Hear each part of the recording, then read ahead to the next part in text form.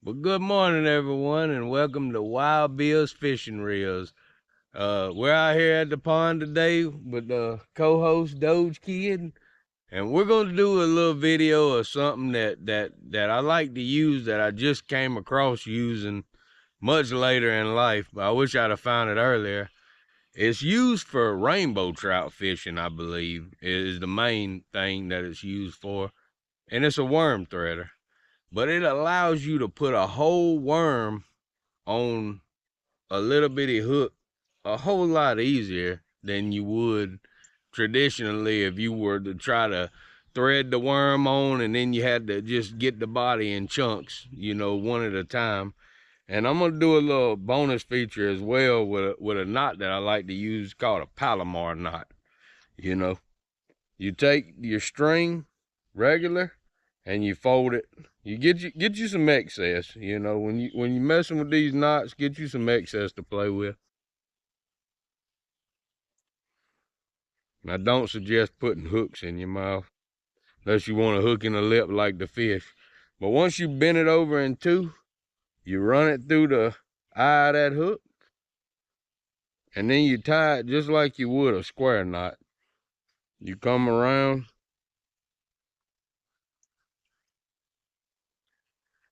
come straight over, and then trying to do it on the video for y'all is actually harder than me just tying it, trying to show y'all what I'm doing.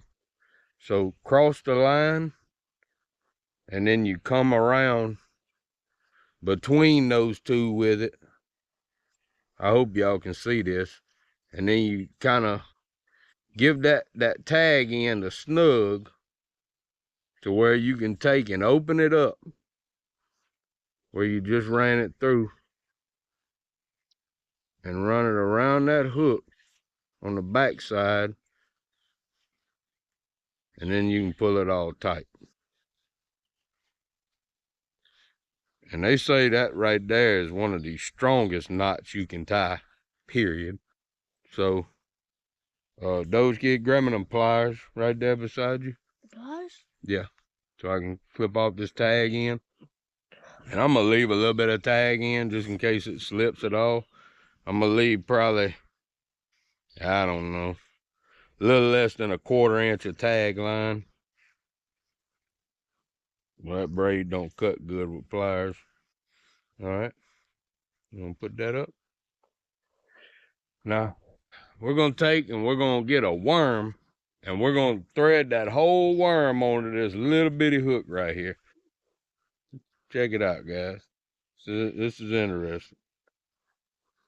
Here, hand me one of them worms out of there, or hand me the worms. All right, so these are just your average night crawlers you can get from Walmart. You can buy them in a white box from stores, from just any old convenience store too. But we're gonna take that right there, that worm, and we're gonna start at its butt. All right. So remember I told y'all before that you can see the head, like normally, it's pointier, it's a little darker. The tail's usually a little flatter. It comes to a point as well, but it's more of a flat point and then like a pointy point versus that's, kind of pointed, as well as there's a ring around the front of the worm that's not on the butt of the worm. And you want to come in through the hole, like you can actually see it. Sometimes it's good if you give it a little squeeze, and it'll open it up to where you can get that worm threader started in it. And I like to hold it straight down. That way I can get it all the way on there. And it seems like it goes on a lot easier this way. But I bring it all the way down to where I'm just close to the head. I don't want to bring it all the way out the top of its head. I want to leave a little bit of that head dangling off and then pop it through. And then you take that hook and you run it. That tube's hollow. You put that hook right down in there and you kind of wrap it around your finger where you can keep it snug. And then you run that thing right on around there. Just pull it right on that line, pushing and pulling. And you're able to get that entire worm on that little bitty hook. Now that's cool right there. But we're gonna throw it out there a little bit and have a little fun. I also want to experiment and putting another hook up here. Just running it, maybe run a hook through simple, like run the hook through here and then slip it back through that hole. That way it just holds the head up. That way when you're casting, it's not constantly letting it go down. But we're gonna get set up to fish, me and Doge Kid, and we'll get right back with y'all hopefully with some action on the pond. Doge Kid? Oh, don't let it get in that stick. There you go. Oh, don't reel it out the water. Got you a bass, don't you? Look at you. Oh, hold on. That's it went in the grass. Look, reel down. It's still right there. Look. All right. There we go.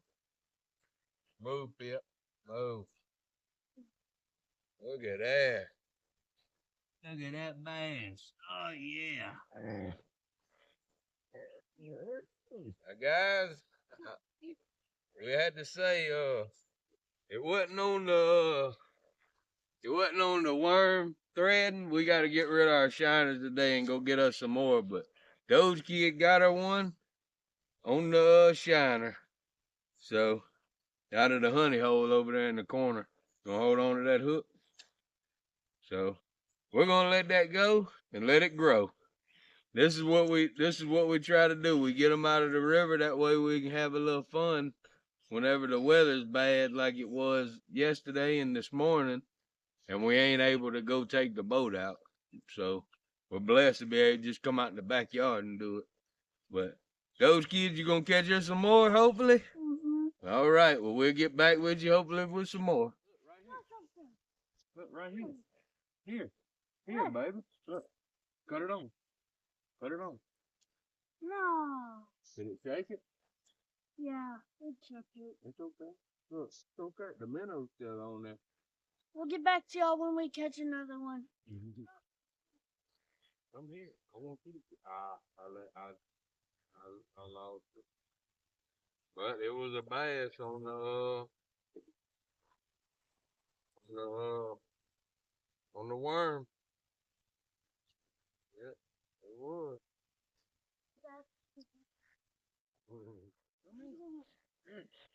Fill it up. What that is? What that is, bud? Don't let it shake the hook.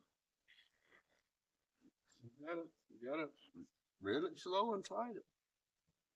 That rascal got it quick. Ooh. Yeah, you see? He shook that hook right then. Me just getting it out, just put my thumb in its mouth. Another little bass. Good job, those kids. Landing them. She's landing them and learning. We're having fun out here. Sunday, fun day. We got some of them worms stretched out in the middle. I want to see if they'll catch catfish. I may be a little too deep for catfish though. I may have to shallow it up. 'Cause them bass hit not far right off of I don't know, maybe 15 foot from the bank. So I may be a little too far out there. But hopefully we'll be right back with some more footage. Ooh, that one of my red ear favorites? I sure hope it is. I know they love The pumpkin too. no, that's old chunky bluegill hybrid. But that's what that whole worm will get you. I've caught quite a few using that whole worm like that. Look at the belly. That's a chunk right there. You can about hold this thing's mouth like a bass and get the hook out. Yeah, using that whole worm method. I'm gonna get this back and I'm gonna walk right back up here and show y'all what I got going on with it. Hang on, one sec.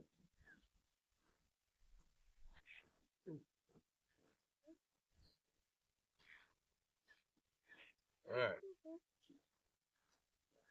All right, guys, so check this out.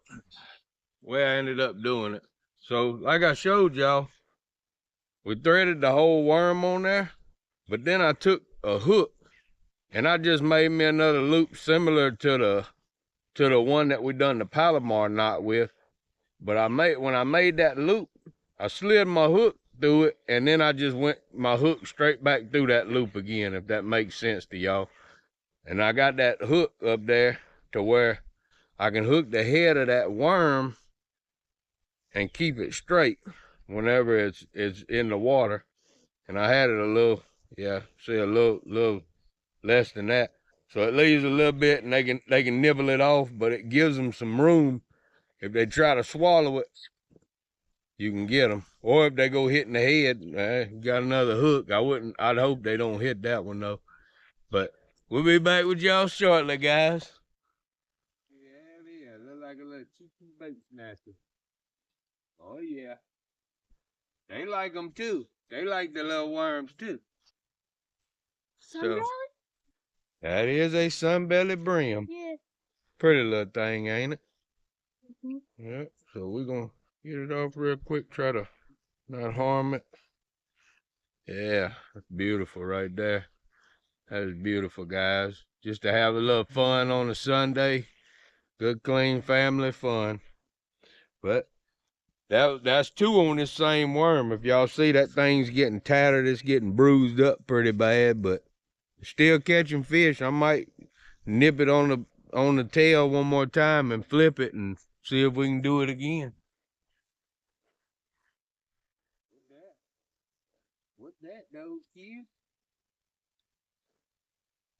I had a little bass action, now I got a little panfish action.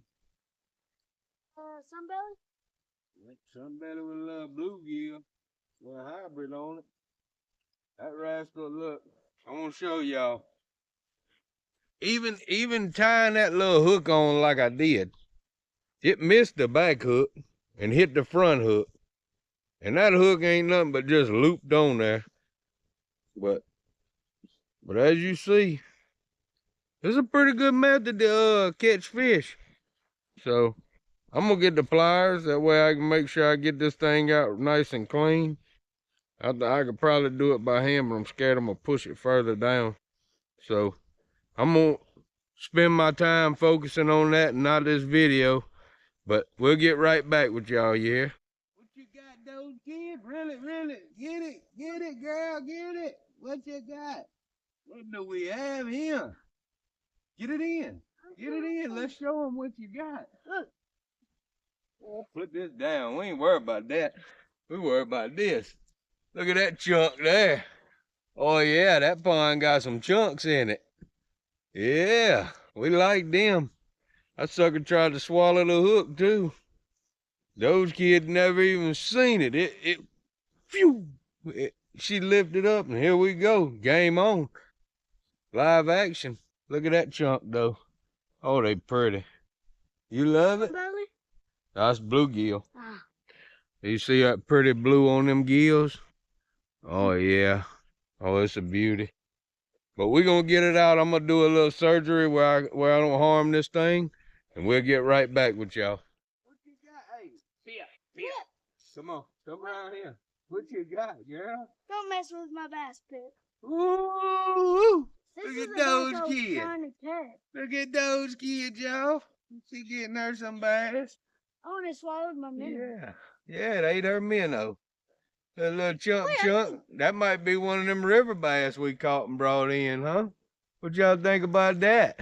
That's cool. That's one of the big bass I kept on running around. I was trying to catch it. Yeah. And it would run away by the time I threw it out. Well, we're gonna get it back in here. Hopefully Pip don't eat it. Get out of the way, Pip. Get out of the way. He won't lick. He won't lick. Get back. Oh Oh no. No. Pip. Stop. No. Don't hit the dog. Look, there's a line. Trying to run up there. All right. What you got? Bring it in, those kids. Bring it in. no. Come on. We're not Get worried the about bass that off. minnow. Get the bass off her so I can save the minnow. Don't worry about the minnow, okay? I'll throw it out. They Put it in the pond. You see, they like to eat them.